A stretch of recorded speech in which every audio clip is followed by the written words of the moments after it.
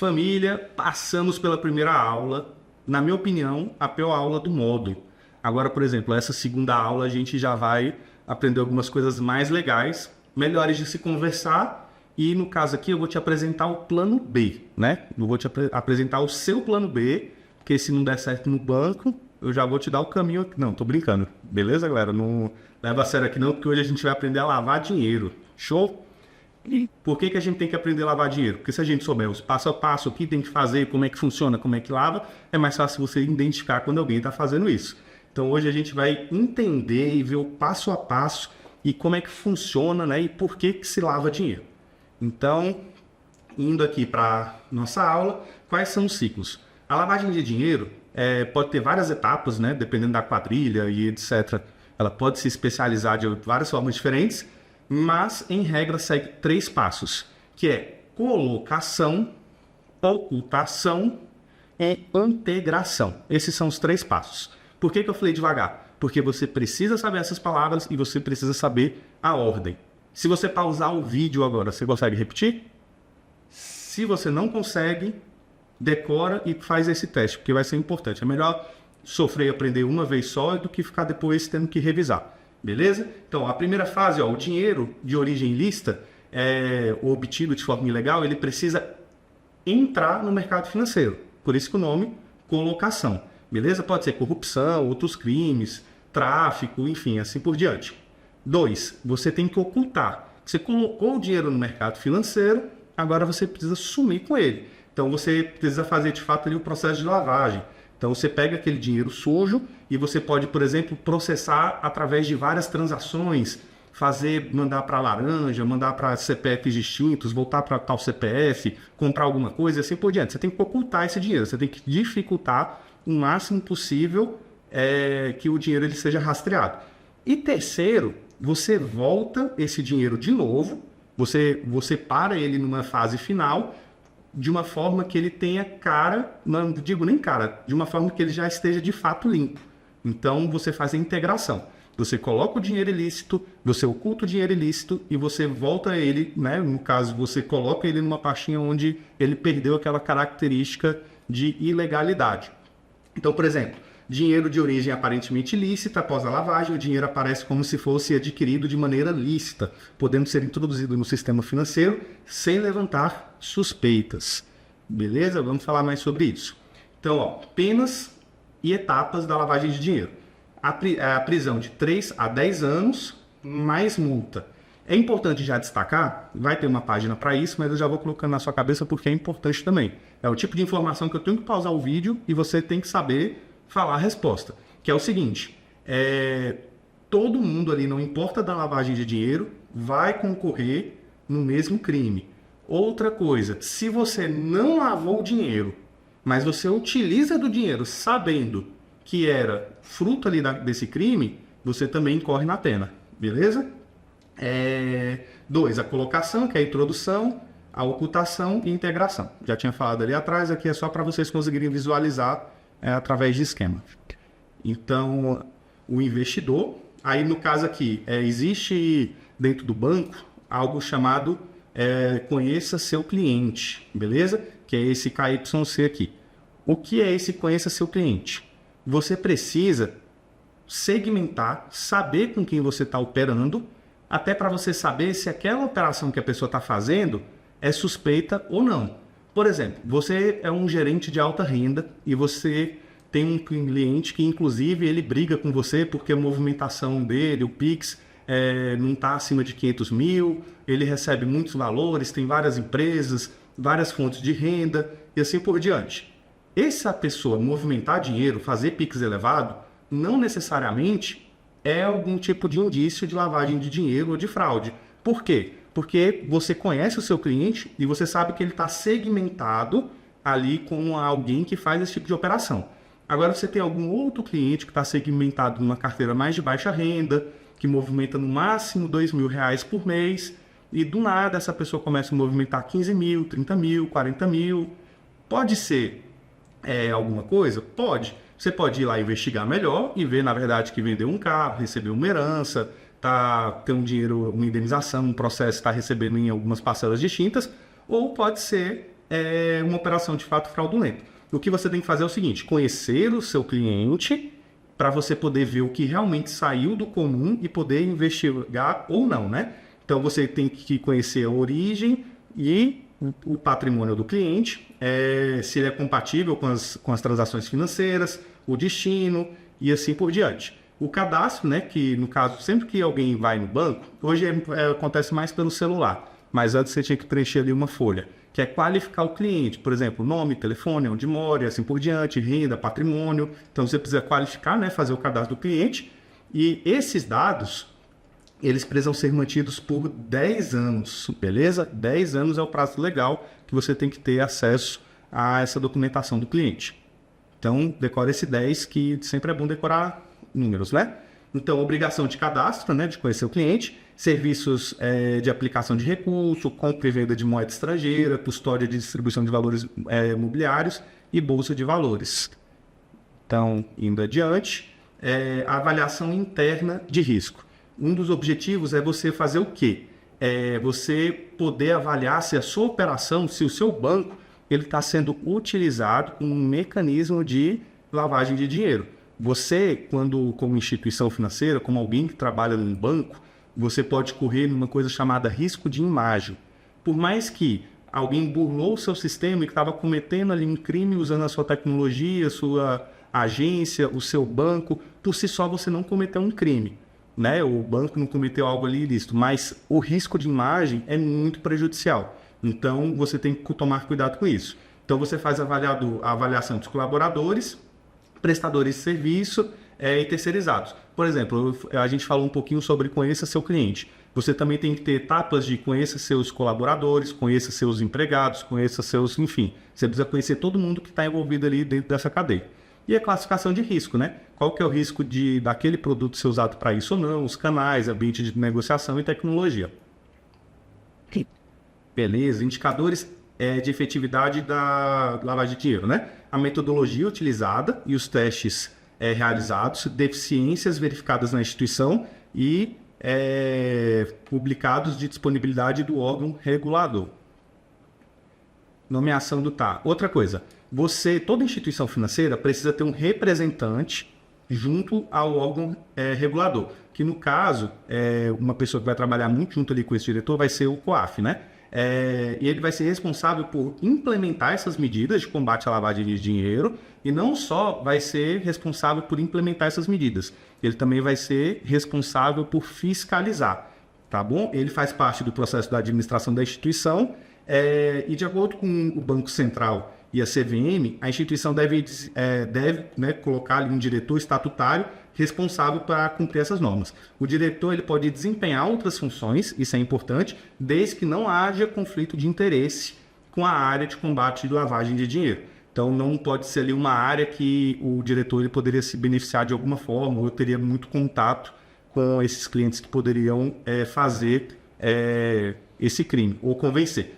Não tem ali um nome específico, a lei só fala que não pode ter conflito de interesse, então você decora isso. Existe uma listinha ali de áreas que não pode ser feita, mas normalmente esse documento é interno do banco, tá bom? Agora vamos fazer umas questões de prova para ver se você aprendeu o que é lavagem de dinheiro, se você aprendeu a lavar dinheiro, né? Então, questão de prova. A legislação de prevenção e controle de lavagem de dinheiro prevê uma série de operações suspeitas. Com relação a esse tipo de crime, analise as atividades abaixo. Eu deixei para a gente falar sobre isso nas questões, para não ficar maçante os slides. Porém, existem algumas operações que, independente de você como gerente geral, ou enfim, não sei qual o banco que você trabalha ou vai trabalhar, independente da sua atividade, você vê e você tem que comunicar ao COAF, porque não é algo discricionário a você. Ocorreu aquilo, você precisa comunicar. E é isso que a gente vai conversar aqui nessa questão. E uma dessas coisas é o valor da movimentação, do depósito à vista, do resgate.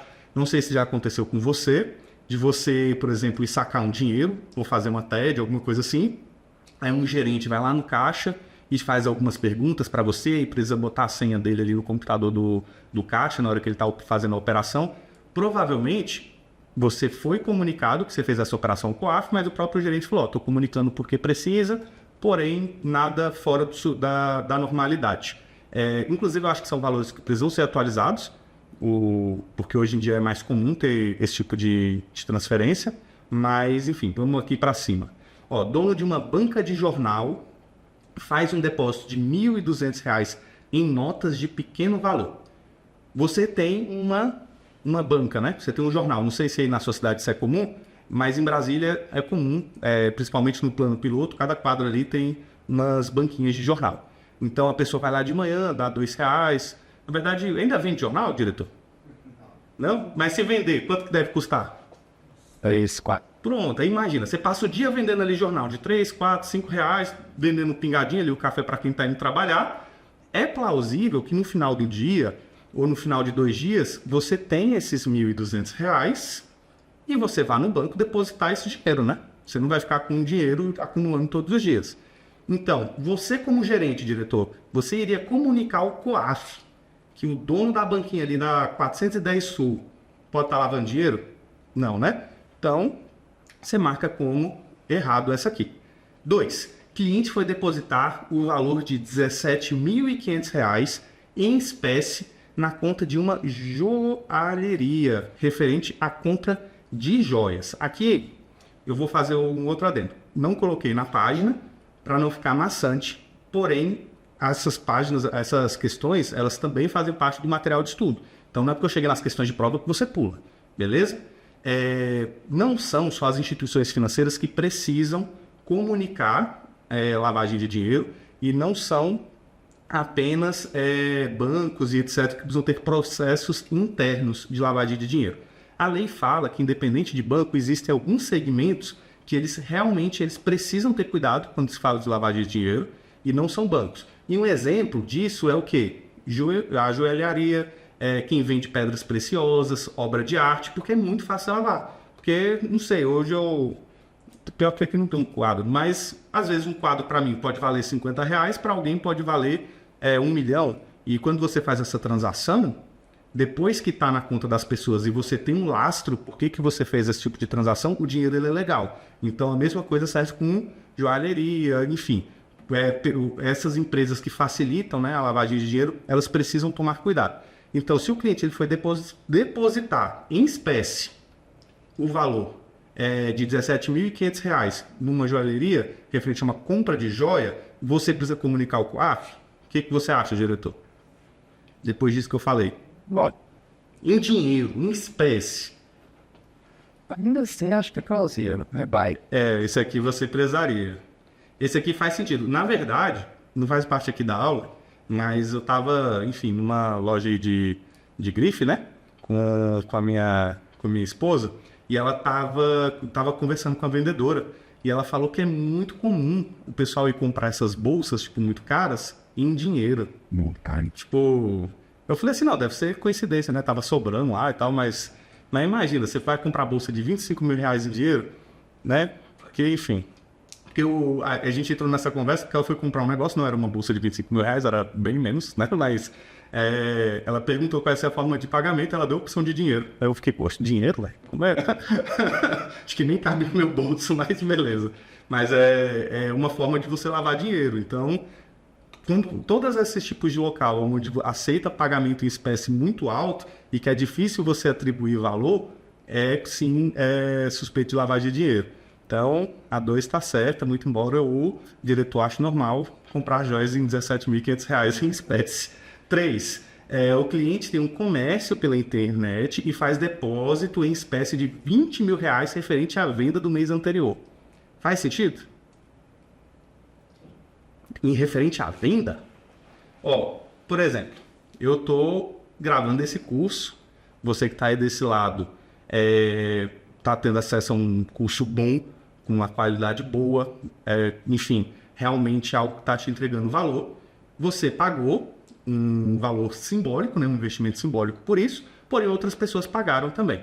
Então vamos dizer que eu faturei R$20 mil com a venda desse curso que você está vendo agora, no mês passado. Eu vou no banco, eu deposito R$20 mil e informo lá no documentozinho que eu estou depositando esse dinheiro referente às vendas online que eu fiz do meu curso. Não faz sentido. Então, cliente tem um comércio pela internet, faz depósitos em espécie, de R$20 mil referente à venda do mês anterior. Isso aqui com certeza é suspeito. Então a nossa resposta vai ser o quê? Vai ser a letra B, beleza? Não confie em quem compra joias e não deposite dinheiro se a pessoa vende curso online. Então vamos aqui para a próxima. Para indicar um determinado produto de investimento a um cliente, isso aqui não tem nada a ver com esse slide, mas tá aqui para matar no peito. Vou cortar a aula não. Para indicar um determinado produto de investimento a um cliente, você deve fazer o quê? Você deve conhecer ele, você deve fazer algumas perguntas para ele, você tem que fazer algo que a gente chama de API, né? Você vai fazer algumas perguntas, você vai perguntar quando ele vai precisar do dinheiro, se ele precisasse, por exemplo, resgatar, se ele teria que usar desse dinheiro que está aplicando, se ele tem outras reservas, conhecer o patrimônio, assim por diante. Então, letra A, deve verificar o seu API e indicar um produto de acordo com o objetivo desse cliente. Faz muito sentido. B, deve indicar aquele produto que está determinado como o principal do mês, independente de cada cliente. Boa, essa é o que vai acontecer no seu dia a dia, mas não é a resposta certa, tá bom? Não sei se eu posso falar o que acontece no dia a dia ou eu tomo alguma bronca aí dos órgãos reguladores. Tô brincando, não acontece isso, você não é induzido a vender nada para os seus clientes. Show? C, não precisa verificar o API, pois é uma responsabilidade do cliente antes de investir. Você precisa sim verificar. O que pode acontecer é o seguinte: a pessoa não preencheu o API, você não sabe qual é o perfil do investidor e ele fala, eu quero investir, eu não estou nem aí. Ou, por exemplo, ele é conservador e ele quer aplicar em alguma coisa que é arrojada. Você não pode impedir que ele faça essa aplicação. Porém, ele vai ter que botar ali por escrito, assinar de forma digital, que ele está ciente que aquele investimento está desenquadrado com o perfil dele. Mas você precisa alertar ele e você precisa verificar o API, tanto que se não estiver enquadrado, você tem que pedir para ele assinar alguma coisa, né? E D, deve indicar um produto único para todos os clientes, também não. Então, realmente, né, no caso, você deve verificar o seu API e indicar um produto de acordo com o objetivo desse cliente. Então, nossa resposta é a letra A. Deixa eu ver se tem mais alguma coisinha para a gente. Tem. Com relação às etapas do crime de lavagem de dinheiro, assinale a ordem correta. Diretor, não, pelo amor de Deus, cara. Olha só, eu falei no início do vídeo, a gente vai responder essa questão. A pessoa vai responder nos simulados, a pessoa vai responder depois fazendo as questões, vai cair no dia da prova e a pessoa vai ficar com dúvida, cara. O que a gente faz? Não tem como, cara. Gente, pelo amor de Deus, vai cair na sua prova, cara. Vai cair na sua prova. Você coloca o dinheiro, você oculta o dinheiro e você faz a integração do dinheiro. Aí você faz o quê? Você faz esse mnemônico aqui, que é COI. E sabe o que quer dizer COI, diretor? Eu não sei, mas, COI é um investimento muito ruim. Então você pensa que é algo errado, sacou? Então, você faz a colocação, você faz a ocultação e você faz a integração, né? COI. O COI vai cair na sua prova, decora o COI, beleza? Eu vou pensar no mnemônico depois melhor pro COI, porque foi a primeira vez que eu montei isso aqui, mas eu sei que você não vai esquecer só porque eu tô falando isso agora, beleza? Então, a gente vai procurar aqui, colocação, ocultação, integração. Aí, aqui você poderia ficar, né, com dúvida de integralização, mas é integração. E os outros estão errados a ordem. Nossa resposta é a letra A. Agora, já vai direto para outra aula. Só para antes para escrever no seu caderno, que é COI, colocação, ocultação, integração. E não erra isso no dia da prova, pelo amor de Deus. E valeu!